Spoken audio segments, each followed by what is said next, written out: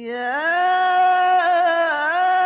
أيها الرسول بلغ ما أنزل إليك من ربك وإن لم تفعل فما بلغت رسالته. Surat Al-Ahzab ayat 56. Alladzina yu'dzuna Allaha wa rasulahu la'anahumullahu fid dunya wal akhirah wa 'adda lahum 'adzaban muhina. Siapa yang menyakiti Allah dan Rasulnya, Allah melaknat mereka di dunia dan di akhirat, dan Allah siapkan azab yang sangat menghinakan. Jadi siapa yang menyakiti Sayyidah Fatimah, baik dulu maupun sekarang, dia akan masuk neraka karena dia dilaknat Allah. Di dunia dia akan dihilangkan keberkahannya, dihapuskan kemuliaannya, dan di akhirat seluruh amal-amal solehnya akan dihapuskan. Itu orang yang memperoleh azab yang kata Al-Quran sangat menghinakan karena dia menyakiti Sayyidah Fatimah. Bahaya sekali kalau ada orang yang menyakiti Sayyidah Fatimah itu, dia jadi kafir kata Ibnu Hajar, dia dilaknat di dunia, dia juga dilaknat di akhirat, dia jadi musuh Allah dan Rasulnya. Bismillahirrahmanirrahim. Assalamualaikum ayuhan nabi warahmatullahi wabarakatuh. Assalamualaikum ayyatuhal mazlumah حقها المجهولة قبرها والمقصورة ضلعها. السلام عليك أيها البتول. السلام عليك يا أمير المؤمنين. السلام عليكم يا سيدي الشباب أهل الجنة أجمعين. السلام على السادات المعصومين. السلام على جميع أنبياء الله ورسوله وملائكته. السلام علينا وعلى عباد الله الصالحين. السلام عليكم جميعا ورحمة الله وبركاته. الحمد لله رب العالمين. اللهم صل على سيدنا محمد وعلى آل سيدنا محمد. Beberapa waktu yang lalu kita mengadakan seminar tentang bahaya hoax itu. Hoax adalah berita palsu yang disebarkan dengan maksud untuk menghina, menghasut. Ada 4H 1B kata Pak Budiana: menghina, menghasut, menghoror. Satu lagi apa ya? Menghoax ya. Hoax itu bagian dari hoax, hina, hasut, horor, dan akhirnya bully. Kalau hoax itu bisa berita-berita fitnah yang tidak ada dasarnya. Bisa juga hoax itu berdasarkan kenyataan, tapi kenyataannya kemudian dibingkai. Dibingkai itu artinya dibikin cerita baru sehingga kenyataannya itu berarti lain. Kalau kita punya gambar yang sangat bagus, misalnya gambar sebuah rumah, terus rumah itu bagian dapurnya sangat jelek, tapi rumah lainnya bagus, kemudian dibingkai, hanya diambil rumah yang buruknya aja. Itu namanya reframing, dan dia jadi bagian hoax. Yang pintar meneliti hoax itu Dr. Dina Sulaiman ya. Nah, waktu itu ini kita akan cerita tentang satu hoax tentang Sayyidah Fatimah yang menyebar luar biasa, menyebar di seluruh dunia dan sudah berlangsung lebih dari 1000 tahun. Hoax itu dijadikan alasan juga oleh ibu-ibu untuk melawan suaminya, dijadikan alasan oleh bapak-bapak mungkin untuk menunjukkan bahwa ada contohnya di dalam sejarah. Hari ini permulaan hari dan bulan di bulan Hijriah itu adalah wafatnya Sayyidah Fatimah, haul Sayyidah Fatimah. Puisinya hubbul butulah Fatimah yakfika narun hatimah fahiya syafi'atu fi ghadin wa hiya ar-raufur rahimah. Mencintai Sayyidah Fatimah al-Batul itu akan melindungi kamu dari neraka yang menghancurkan. Dialah pemberi syafaat kita di waktu yang di hari akhirat nanti. Dialah sang penyantun dan yang penuh kasih. Sebagaimana bapaknya gelarnya Raufur Rahim, dia gelarnya Ar-Rauf Ar-Rahimah. Allahumma sholli ala Fatimah wa abiha wa ba'liha wa baniha. Kita ucapkan dalam peringatan haulnya Sayyidah Fatimah, mengucapkan ya Zahra assalamu alaiki ayyatuhas siddiqah al-kubra. Gelar Siddiqah adalah gelar Sayyidah Fatimah. Kelak gelar ini bergeser kepada perempuan yang lain dalam sejarah Islam. Digeser oleh madhab yang lain. Tidak digusur, karena ini cuma digeser aja. Sebagaimana gelar As-Siddiq dari Imam Ali digeser juga, dipindahkan kepada tokoh yang lain. Nah, terkenal hadis Nabi Shallallahu Alaihi Wasallam diriwayatkan oleh Bukhari, Muslim, dan Kutubus Sittah meriwayatkan ini semua 6 kitab hadis di kalangan Sunni, dan tentu saja hadis ini juga beredar di kalangan Ahlul Bait, atau lebih-lebih hadis ini juga dalam kitab-kitab Ahlul Bait. Fatimah bid'atu minni faman adzaha faqad azani. Itu yang pendeknya. Yang panjangnya aghdobani man aghdobaha. Fatimah adalah belahan nyawaku. Siapa yang menyakitinya, dia menyakiti aku. Ini sebetulnya ucapan takziah kita. Jadi harusnya kita mengucapkan ini nih. Azamallahu ujurana wa ujurakum. Di dalam riwayat lain yang rada panjang ditambahkan juga, Fatimah adalah belahan nyawaku. Siapa yang menyakiti Fatimah, dia menyakiti aku. Siapa yang membuat Fatimah marah, dia membuat aku juga marah. Siapa yang membuat Fatimah benci, dia juga membuat aku benci. Jadi siapa yang menyakiti Sayyidah Fatimah, itu menyakiti Rasulullah. Orang menghubungkan ini juga dengan ayat Al-Quran surat Al-Ahzab setelah ayat innallaha wa malaikatahu yusholluna 'alan nabi ya ayyuhalladzina amanu shollu 'alaihi wa sallimu taslima.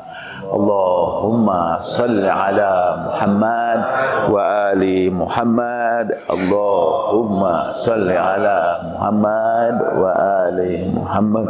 Allahumma shalli ala Muhammad wa ali Muhammad. Fatimah bid'atu minni faman azaha faqad azani. Fatimah belahan nyawaku. Siapa yang menyakitinya, ia menyakiti aku. Siapa yang membuatnya marah, ia membuat marah aku. Siapa yang membuatnya benci, ia akan membuat aku benci. Itu kata Rasulullah Shallallahu Alaihi Wasallam. Ini hadis ini diriwayatkan baik oleh ahlu sunnah maupun oleh ahlul bait. Populer hadis ini. Lalu pertanyaannya, siapa yang menyakiti Sayyidah Fatimah itu sehingga Rasulullah berkata seperti ini? Maka menyebarlah di dunia perhadisan sebuah hadis yang akan disebutkan begini. Karena hadis ini kemudian katanya malah digunakan oleh orang-orang Syiah untuk menunjukkan bahwa Sayyidah Fatimah itu maksum.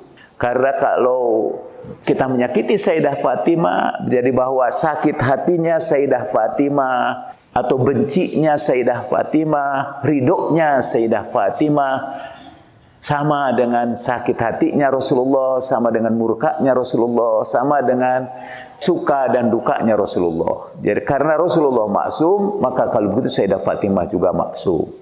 Sebuah artikel di Google, di internet menyatakan ini tanda-tanda kejahilan orang Syiah. Tanda kejahilan orang Syiah itu ialah menganggap hadis ini menunjukkan kemaksuman Nabi sallallahu alaihi wasallam. Ibnu Hajar Al-Asqalani dalam Fathul Bari ketika menjelaskan hadis ini, ia memberikan penjelasan. Barang siapa yang membuat Sayyidah Fatimah marah, yukaffar, dia harus dikafirkan. Dia harus dianggap kafir. Jadi siapa saja yang menyebabkan Sayyidah Fatimah benci atau marah, dia kafir. Karena dia sama dengan membuat marah Rasulullah sallallahu alaihi wasallam. Dan itu beredar baik di Sunni maupun di Syiah.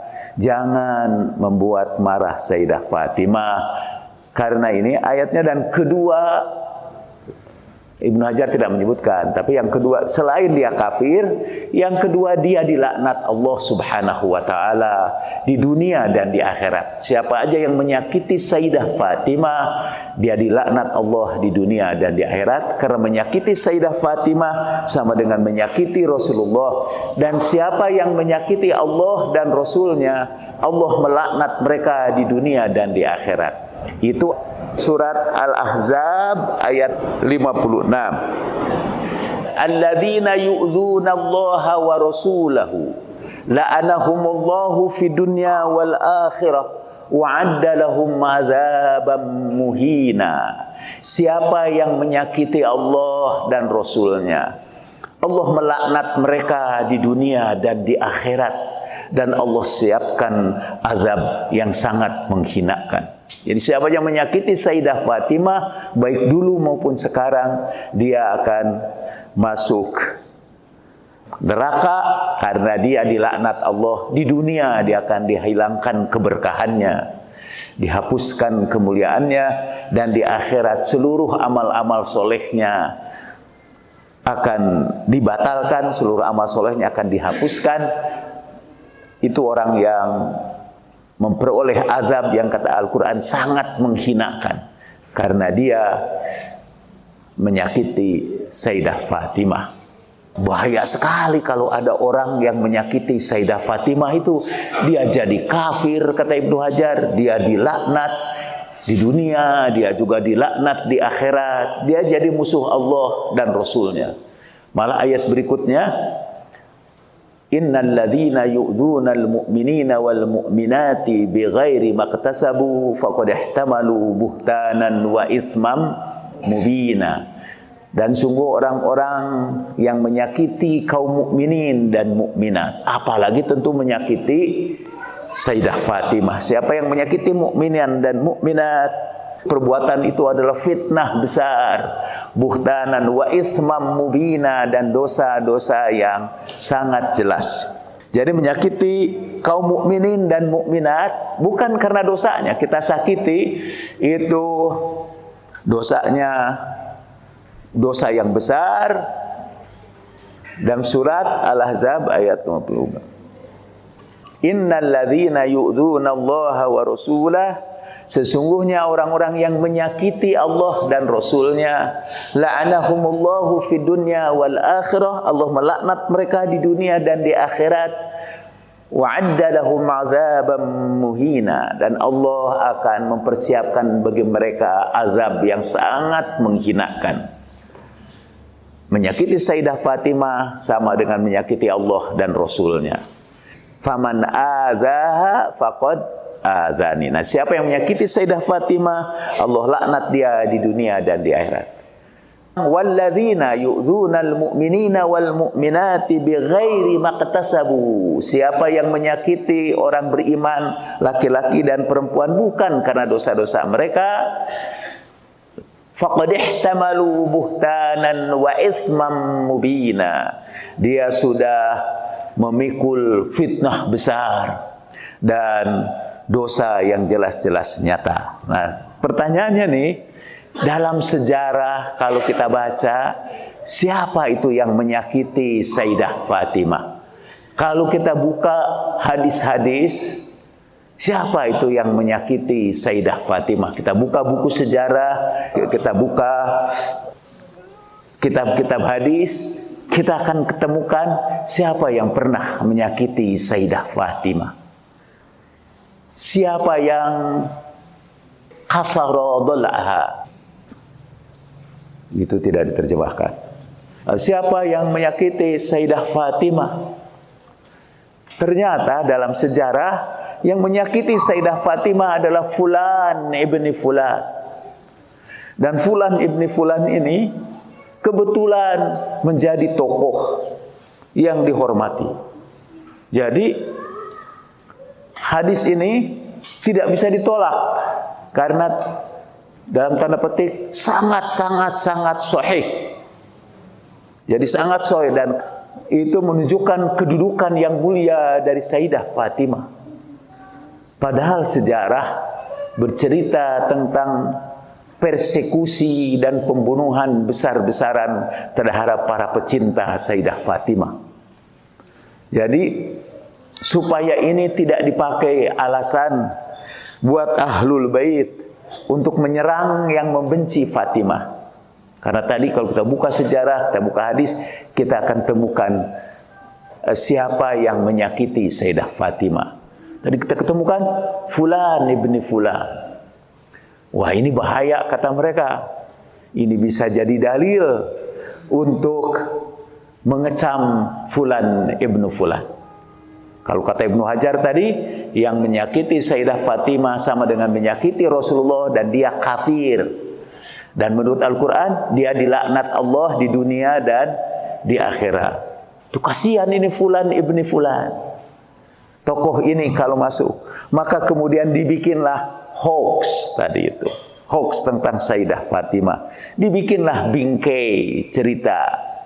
Dibikinlah, mereka sebut konteks cerita ini. Jadi kapan Rasulullah mengatakan itu, kepada siapa Rasulullah memaksudkan itu.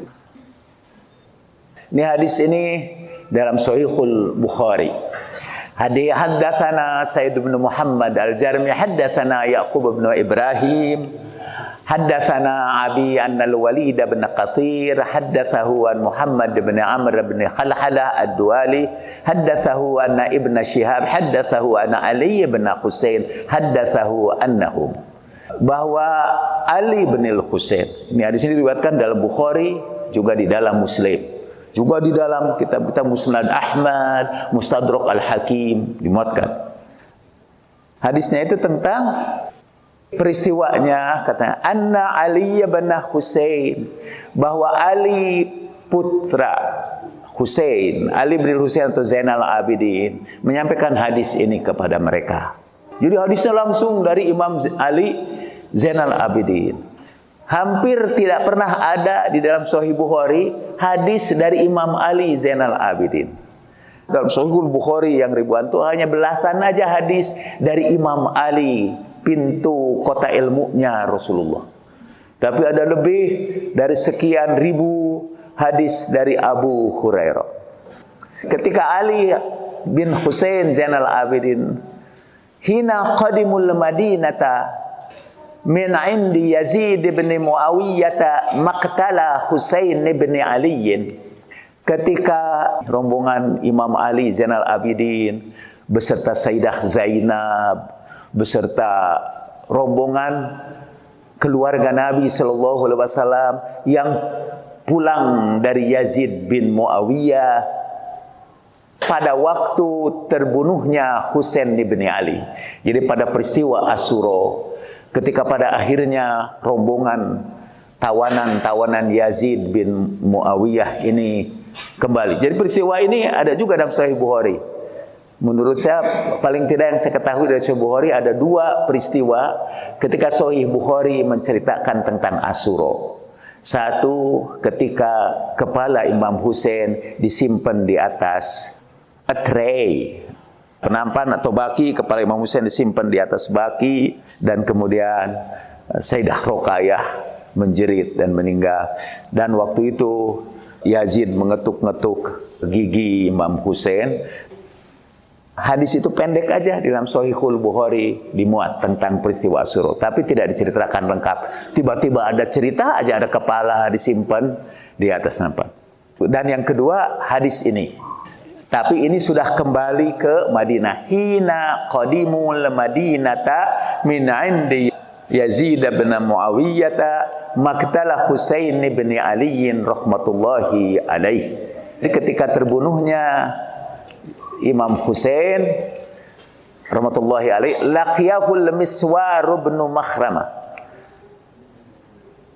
Miswar ibnu Makhramah ini salah seorang sahabat periwayat hadis juga. Yang meriwayatkan hadis ini Miswar ibnul Makhramah. Miswar bin Makhramah menyambut kedatangan rombongan ini. Imam Ali Zainal Abidin yang berkata kepada dia, apa kamu punya ada keperluan? Apa ada perintah kamu kepadaku? Faqultu lahu, kata Miswar, aku berkata kepadanya, la. Lalu Miswar bin Makhramah berkata begini. Kata sebagian ahli hadis, bingung ahli hadisnya itu karena pembicaraannya itu tidak nyambung. Jadi ketika rombongan itu datanglah Miswar bin Makhramah. Lalu tiba-tiba dia berkata begini, fahal anta mu'tiya sayfa Rasulillah sallallahu alaihi wa alihi wasallam fa inni akhafu an yaghlibakal qaumu alaihi. Ini tiba-tiba aja jadi datang menemui Imam Husain dan kemudian jadi dia datang menemui Imam Ali Zainal Abidin dan Imam Ali, apa kamu punya keperluan? Apa ada perintah dari kamu buatku? Lalu dia jawab, tidak. Setelah pertemuan itu tiba-tiba dia ngomong gini, fahal anta mu'tiya sayfa Rasulillah sallallahu alaihi wa alihi, apakah kamu mau memberikan kepadaku pedang Rasulullah sallallahu alaihi wa alihi? Dalam penjelasannya Ibnu Hajar Al-Asqalani bercerita bahwa pedang itu adalah pedang Zulfikar. Ibnu Hazm juga cerita di antara pedang yang dipegang oleh Imam Ali Zainal Abidin dari Karbala itu pedang Zulfikar. Diminta oleh Miswar bin Makhram itu, apakah engkau mau memberikan kepadaku pedang Rasulullah sallallahu alaihi wasallam? Karena aku takut kaum ini akan mengalahkan kamu dan mengambil pedang ini. Maksudnya, biarlah saya yang memelihara pedang Rasulullah itu. La in a'taitani la yukhlasu ilaihim abada. Dan kalau kau berikan pedang ini tidak akan diserahkan kepada siapapun selama-lamanya. Hatta tublagha nafsi, sampai akhir hidupku. Nah, terus setelah minta pedang, tiba-tiba dia menyampaikan berita ini. Ini saya sebut hoax terbesar sepanjang sejarah. Sudah usianya sudah lebih dari 1000 tahun dan masih dipertahankan orang di luar masjid ini karena ini tercantum dalam Shahihul Bukhari. Tiba-tiba setelah dia cerita tentang minta pedang, dia ngomong gini, Inna Ali ibn Abi Thalib khataba ibnata Abi Jahlin ala Fatimata alaiha salam fasami'tu Rasulullah sallallahu alaihi wasallam yakhtubun nas fi dzalika ala minbarihi hadza wa ana yauma idzin muhtalimun. Kata dia, sudah minta pedang, tiba-tiba dia ngomong menyampaikan hadis. Sesungguhnya Ali bin Abi Thalib pernah melamar putri Abu Jahal untuk mendampingi Sayyidah Fatimah. Jadi pernah Ali bin Abi Thalib bermaksud untuk menikah lagi, untuk melakukan poligami bersama Fatimah alaihassalam. Fasami'tu Rasulullah sallallahu alaihi wa alihi wasallam yakhtubun nas fi dzalika ala minbari. Lalu aku mendengar Rasulullah berkhutbah di depan manusia di atas mimbarnya. Wa ana yauma idzin mukhtalimun, dan aku waktu itu adalah orang yang sudah baligh. Begitu Rasulullah mendengar bahwa Imam Ali mau menikah lagi dengan Fatimah, beliau naik ke atas mimbarnya. Dan pada waktu itu, kata si periwayat hadis, saya sudah dewasa, saya sudah baligh. Nanti Anda akan mengerti di mana sambungannya itu. Cerita tentang itu, tiba-tiba dia memperkenalkan dirinya, wa ana yauma idzin mukhtalim, dan saya waktu itu sudah baligh. Banyak tidak nyambungnya ini riwayat ini. Nyambungnya nanti dalam cerita kita. Summa faqala, kemudian dia berkata, inna Fatimata minni. Dalam riwayat yang lain ini bersambung dengan hadis itu. Fatimah itu belahan nyawaku. Siapa yang menyakiti Fatimah, dia sama dengan menyakiti aku. Termasuk di Bukhari juga setelah riwayat ini. Aku takut, katanya, nanti agama Fatimah itu rusak kalau dia dipoligami, katanya. Wa ana atakhawwafu an tuftana fi diniha. Aku takut agamanya itu akan kena fitnah karenanya, kena cobaan agamanya. Sayyidah Fatimah yang maksum itu bisa jadi rusak karena dia dimadu. Rasulullah khawatir. Kemudian Rasulullah menyebut menantunya dari Bani Abdi Syam dan memuji-muji menantunya itu. Zakara sikhran lahu min Bani Abdi Syams fa athna alaihi fi musaharatihi iyyahu. Qala haddatsani, itu menantu saya itu membenarkan saya, fasaddaqani, dia menyampaikan berita dan beritanya itu benar. Dia berjanji dan berjanjinya dipenuhi. Sungguh aku itu tidak mengharamkan yang halal, tidak menghalalkan yang haram.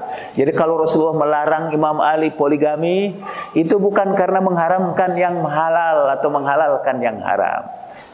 Walakinna wallah, tapi demi Allah, la tajtami'u bintu Rasulillah sallallahu alaihi wa alihi wasallama wa bintu aduwillahi abada. Karena aku tidak mau putri Rasulullah digabungkan bersama putri musuh Allah selama-lamanya. Karena yang dilamar oleh Ali bin Abi Thalib itu, dan berarti katanya ibnatu Abi Jahlin, anaknya Abu Jahal. Aku tidak mau anak Abu Jahal bergabung satu rumah dengan anak aku tidak mau anak utusan Allah digabungkan dengan anak musuh Allah selama-lamanya.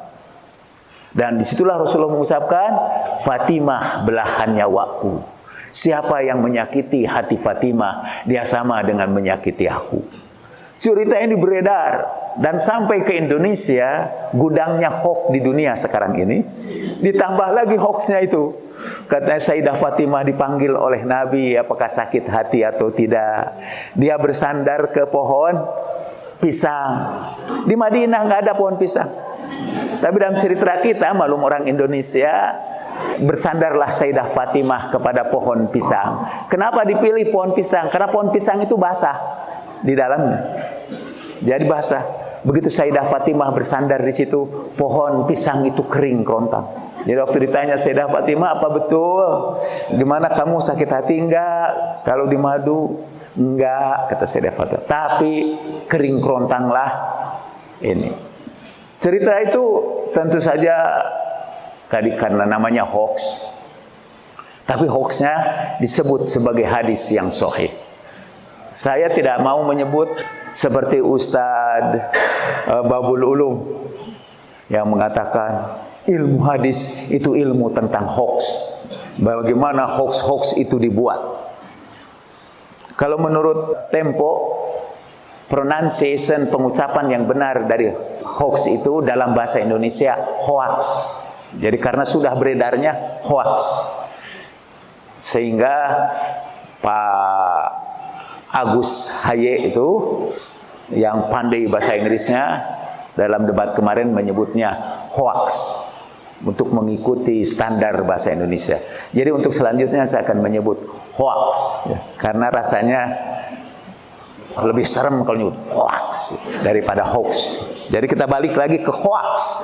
Saya simpulkan cerita ini. Ketika Imam Ali bin Husain kembali dari peristiwa Asyura dengan rombongannya, dia disambut oleh Miswar bin Makhramah. Dan dia minta supaya pedang Rasulullah Shallallahu Alaihi Wasallam diberikan kepadanya. Setelah itu dia menyampaikan berita bahwa Ali bin Abi Thalib pernah melamar putri Abu Jahal sebagai pendamping Fatimah alaihissalam. Dan aku mendengar Rasulullah Shallallahu Alaihi Wasallam berkhutbah di tengah-tengah manusia di atas mimbarnya. Waktu itu aku adalah orang yang sudah baligh. Kemudian ia berkata dalam khutbahnya, di sebagian di sini disebut, sungguhnya Fatimah itu bagian dariku. Menyakiti Fatimah sama dengan menyakitiku. Dan aku takut kalau Fatimah itu disakiti, dia akan terganggu di dalam agamanya. Jadi dari sini kesimpulannya, siapa itu yang menyakiti Fatimah itu? Yang kafir dan dilaknat Allah itu? Menurut Anda siapa menurut cerita ini? Imam Ali. Jadi berpindahlah ini dari Fulan ibni Fulan, digeser sekali lagi, tidak digusur. Pindahlah dari Fulan ibni Fulan, itu dipindahkan kepada Imam Ali. Dan karena itu Rasulullah kemudian untuk membandingkannya Imam Ali sebagai menantu beliau bandingkan dengan menantunya dari Bani Abdisyam, yang katanya lebih baik akhlaknya daripada Imam Ali. Karena kalau ia berbicara, ia selalu berbicara yang benar. Kalau ia berjanji, ia selalu memenuhi janjinya. Gitu. Tuh bayangkan Imam Ali sekarang karena posisinya sudah dihitung mau menyakiti hati Sayyidah Fatimah, dan kedua juga kalah kualitasnya oleh menantu Nabi dari Bani Abdisyam. Siapa dia? Siapa itu menantu dari anak perempuan Nabi yang mana?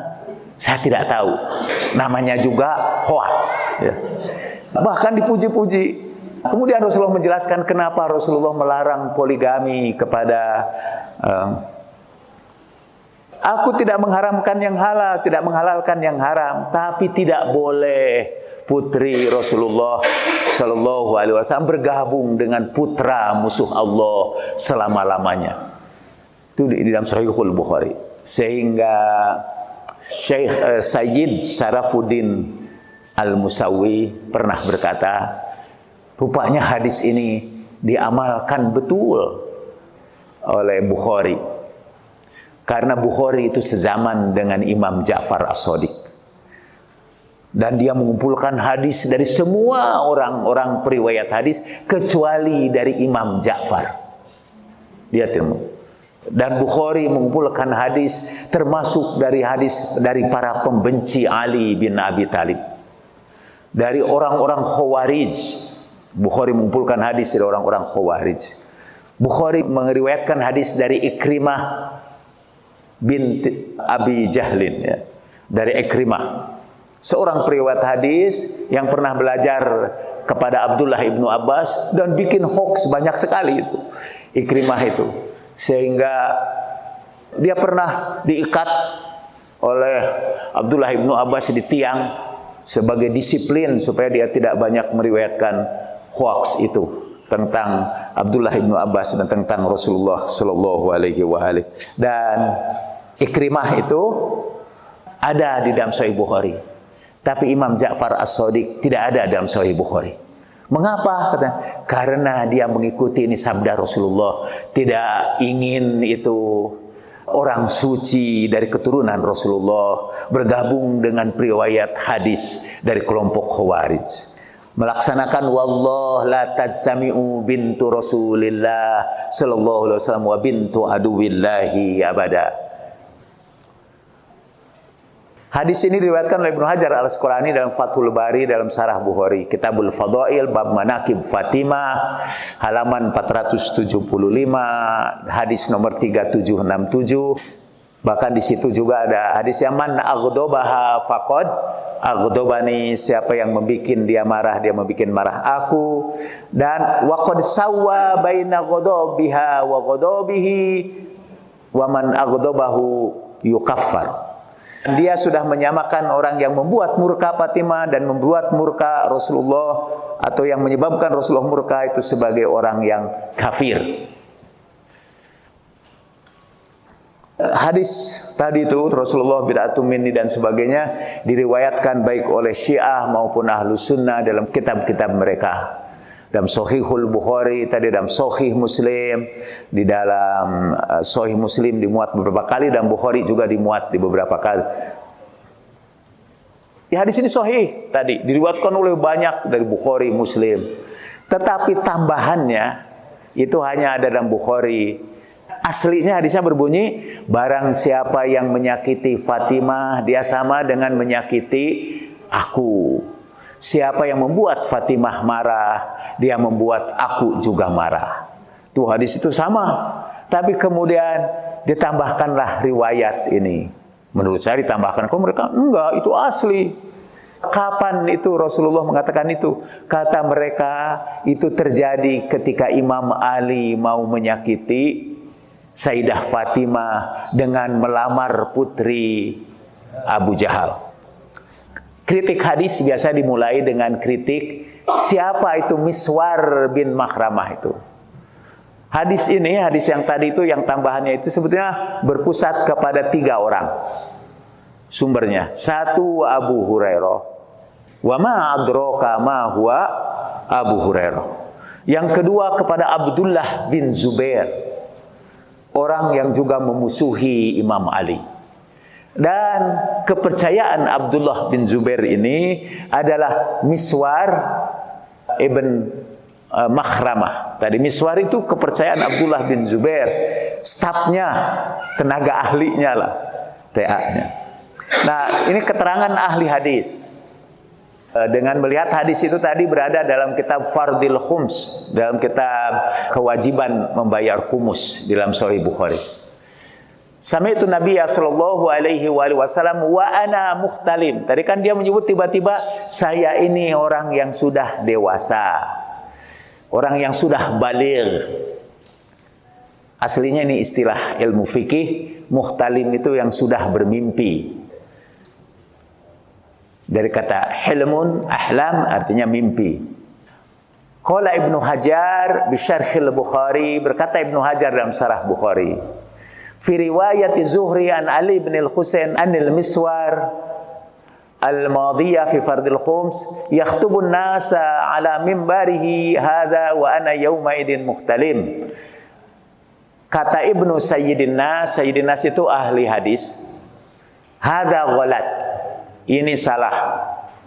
Wasawab ma waqa'a indal Ismaili bilafdin kal muhtalim. Jadi ucapan ana muhtalim, aku sudah dewasa, ini tidak benar kata dia. Yang benar itu riwayat yang lain yang mengatakan ana kal muhtalim, aku seperti orang yang sudah dewasa. Mengapa para ahli hadis kemudian berusaha menceritakan bahwa kata anak muhtalim itu aku sudah dewasa itu sebetulnya salah. Karena yang benarnya aku ini seakan-akan aku ini sudah dewasa, pakai ka ini, ana kal muhtalim. Mengapa begitu? Karena memang Miswar itu ketika Nabi Shallallahu Alaihi Wasallam meninggal dunia, dia baru berusia 5 tahun. Dan kejadian ini, kejadian katanya Imam Ali mau menikah itu di zaman Rasulullah Shallallahu Alaihi Wasallam. Kita baca ini komentar ahli hadis. Dikeluarkan dari jalan Yahya bin Ma'in dari Yakub bin Ibrahim dengan sanad yang disebut sampai kepada Ali bin Husain. Dia berkata, wal Miswar lam yahtalim fi hayatin Nabi sallallahu alaihi wasallam. Miswar itu belum dewasa di zaman Nabi sallallahu alaihi wasallam. Li'annahu wulida ba'da Ibnu Zubair, karena dia dilahirkan setelah Ibnu Zubair, Abdullah bin Zubair maksudnya. fayakuna umruhu inda wafatin Nabi sallallahu alaihi wa alihi wasallam 8 sinin, dan umurnya ketika Nabi wafat itu 8 tahun. Jadi ketika Nabi peristiwa itu kira-kira misalnya 3 tahun sebelum Nabi meninggal dunia, berarti lagi 5 tahun. Imam Ali menikah dengan Sayyidah Fatimah tahun kedua sesudah hijrah. Kurangi 2, Imam Ali itu begitu nikah dengan Sayyidah Fatimah langsung mau melamar putrinya Abu Jahal. Itu berarti ketika itu usia dia 8 dikurangi 2 berarti 6 tahun. Kalau Imam Ali itu tidak begitu menikah langsung mau melamar putri Sayyidah Khadijah, mungkin dia rada lama lagi lah sesudah itu, kira-kira mungkin 3 tahun, berarti 3 tambah 2, 5. Jadi waktu itu dia baru berusia 3 tahun. Dan itu semua itu belum dewasa. Dan rupanya Miswar juga tahu nanti orang mengkritik saya. Maka dia langsung bilang, wa ana muhtalim, dan aku sudah menjadi laki-laki yang dewasa. Tapi kata para ahli hadis, nggak mungkin usia 8 tahun sudah laki-laki dewasa. Waktu peristiwa itu terjadi, nggak mungkin. Maka mungkin katanya dia salah ngomong. Bukan ana muhtalim, tapi ana kal muhtalim. Aku ini seperti orang yang sudah dewasa. Kalau bahasa Indonesianya, kalau ana muhtalim, abdi geus kolot. Tapi ana kal muhtalim, abdi kokoloteun. Kokoloteun mah beda ya. Abdi kokolot begog. Abdi kokolot begog. Aku orang yang punya dewasa. Dalam tarjamah Al-Miswar, ini kita ambil dari Tahdzibut Tahdzib dari Ibnu Hajar Al-Asqalani juz ke-10 halaman 138. Dalam Sahih Muslim, katanya Ibnu Hajar menyebutkan dalam Sahih Muslim, dia tidak menyebutkan dalam Bukhari. Dalam Sahih Muslim dari hadis ini, dalam lamaran Imam Ali kepada putri Abu Jahal, berkata Miswar, aku mendengar Nabi Shallallahu Alaihi Wasallam dan aku waktu itu sudah lelaki dewasa berkhutbah di tengah-tengah manusia dan menyebut hadis ini. Wa huwa mushkilul ma'khad. Ini muskil, ini pengambilan hadis ini muskil. Li'annal mu'arrikhina lam yakhtalifu. Karena para ahli sejarah tidak berbeda pendapat. Anna maulidahu kana ba'dal hijrah, bahwa kelahiran Miswar ini sesudah hijrah. Wa qissatu khutbati aliyin kana ba'da maulidil Miswar binahwi min 6 sinin aw 7 sinin. Dan peristiwa itu, kalaupun terjadi peristiwa itu, lamarannya Ali ini terjadi pada setelah kelahiran Miswar. Sebetulnya para ahli hadis itu mempercayai bahwa Imam Ali itu pernah melamar ini. Cuma masalah kapan kejadiannya? Kata mereka ini kejadiannya itu 7 tahun setelah kelahiran Miswar. Wa qissatu khutbati Ali kanat ba'da maulidil Miswar binahwi min 6 sinin atau 7 sinin. Jadi 7 tahun setelah kelahiran Miswar. Jadi menjelang Rasulullah wafat. Kalau usianya 7 tahun atau 6 tahun, itu juga sama, dia belum dewasa 6 tahun. Kalau peristiwanya juga dihitung misalnya setelah Rasulullah sallallahu alaihi wasallam hijrah ke Madinah dan tahun kedua hijrah Rasulullah menikahkan Sayyidah Fatimah dengan Imam Ali. Dan peristiwa itu tadi terjadi ketika Miswar belum dewasa. Sekali lagi ini kisah ini. Lalu kisah sebenarnya menurut kitab Bukhari juga, kita masih menggunakan kitab Sahihul Bukhari. Tidak benar bahwa kita menolak Sahih Bukhari. Kita selalu menggunakan dalil-dalil dari Sahihul Bukhari. Dan katanya itu orang Syiah licik. Mereka hanya mempelajari Sahih Bukhari dan Sahih Muslim hanya untuk menyerang Sunni, gitu-gitu. Itu dari kawan saya dari kelompok jaringan Islam liberal. Enggak, sebetulnya kita menggunakan Bukhari banyak sekali. Kita menggunakan Bukhari sebagai sebuah data sejarah. Dan yang harus kita hadapi dengan kritis. Nah, ini ada hadis dalam Sahihul Bukhari. Ini hadis ini dari Aisyah, dari Urwah bin Zubair, dari Aisyah Ummul Mukminin radhiyallahu anha, akhbarathu anna Fatimah alaiha salam. Untuk saudara ketahui, dalam Bukhari setiap disebut nama Imam Ali, Bukhari selalu menyebut alaihi salam. Dan kalau disebut Sayyidah Fatimah, Bukhari menyebutnya alaihi salam. Dalam terbitan-terbitan awal. Kalau sudah membeli Bukharinya sekarang, itu udah berubah dari alaihi salam menjadi radhiyallahu anha. Dan Ali alaihi salam udah berubah menjadi Ali radhiyallahu anhu. Jadi pada periwayatan hadis udah masuk juga tangan-tangan kotor yang mengubah-ubah sesuai dengan madhab mereka. Jadi satu hari, kata Fatimah alaihissalam, putri Rasulullah sallallahu alaihi wasallam, meminta kepada Abu Bakar Siddiq setelah wafat Rasulullah sallallahu alaihi wasallam, ayyaqsimalaha mirathaha, supaya memberikan kepadanya warisan ayahnya. Jadi Sayyidah Fatimah minta kepada Abu Bakar Siddiq untuk mengambil warisan ayahnya. Ma taroka Rasulullah sallallahu alaihi wasallam mimma afahullahu alaihi. Jadi meminta warisan yang ditinggalkan Rasulullah sallallahu alaihi wasallam yang diberikan kepadanya. Faqala laha Abu Bakar. Lalu Abu Bakar berkata, anna Rasulullah sallallahu alaihi wasallam qala la nurith ma tarakna sadaqah. Kata Abu Bakar, jadi ketika Sayyidah Fatimah datang, sebetulnya sebelumnya ini ada kata yang lain dalam riwayat yang lain. Nahnu ma'asirul anbiya, kami ini para nabi, la nurith, kami tidak mewariskan apapun. Semua warisan kami itu dihitung sedekah.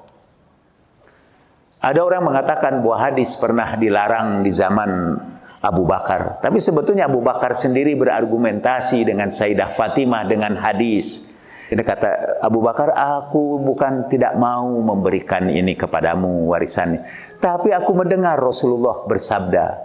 Hadis ini disebut hadis, bukan hadis ahad saja ini.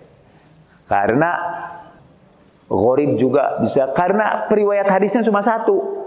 Di antara seluruh sahabat yang meriwayatkan hadis ini, bahwa kami para nabi tidak mewariskan apa-apa. Yang kami tinggalkan itu semuanya sedekah.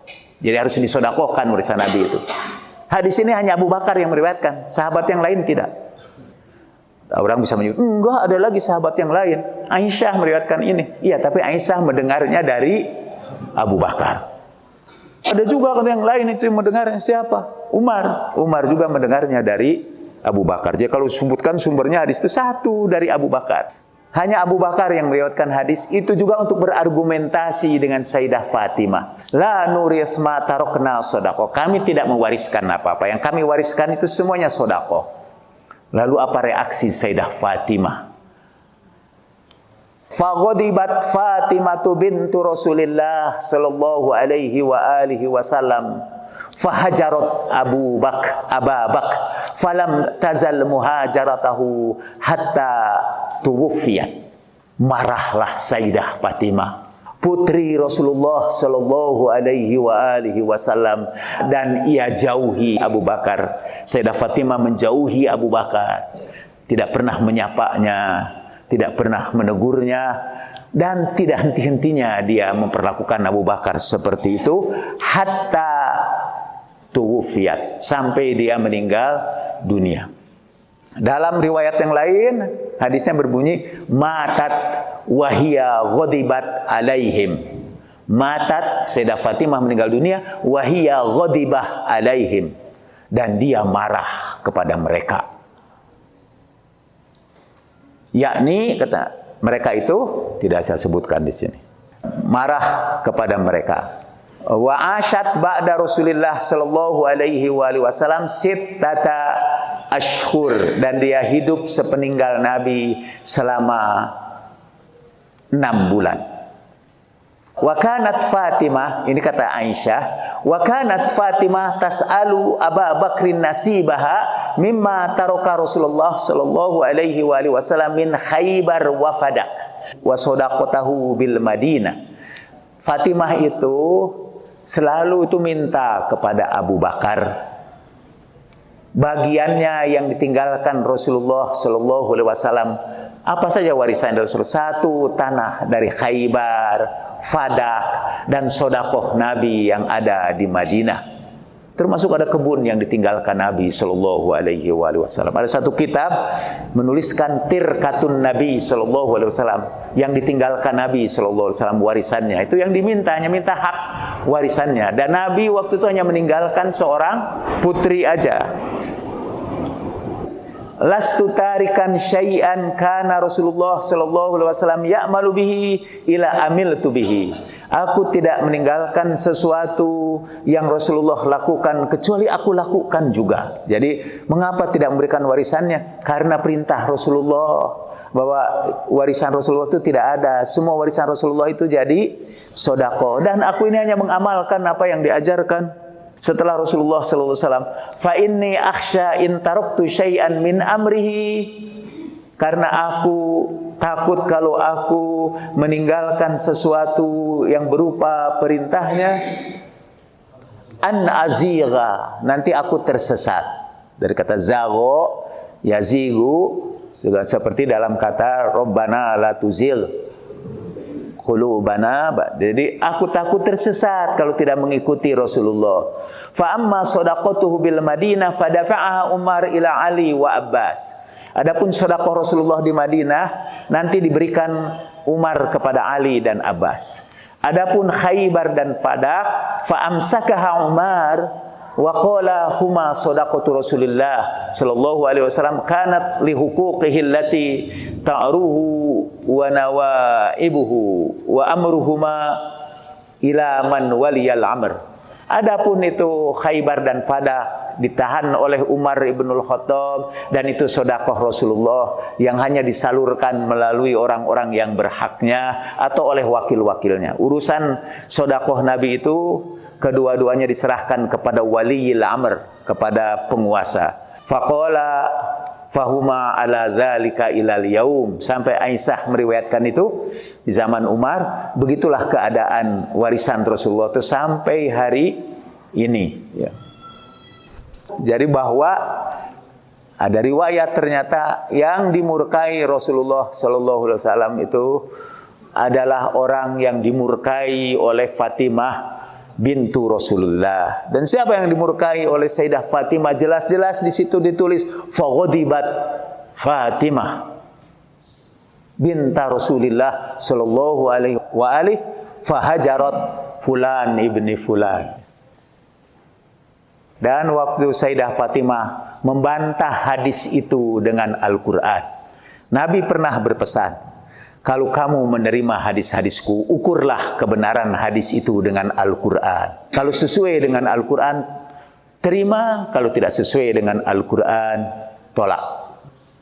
Dan lucunya, menurut ahli hadis Al-Albani, hadis yang tadi itu yang saya bacakan, ukurlah hadis itu dengan Al-Quran. Kata dia, hadis ini dhaif jidda. Hadis ini lemah sekali. Dan yang membuatnya orang zindik atau orang Rafidah. Yang bikinnya itu orang ateis atau Syiah. Yang bikin hadis, ukurlah hadis aku dengan ini. Jadi buat mereka, hadis tidak usah diukur dengan Al-Quran. Malah ada pendapat mereka, kalau Al-Quran bertentangan dengan hadis, buang Al-Quran dan ikuti hadis.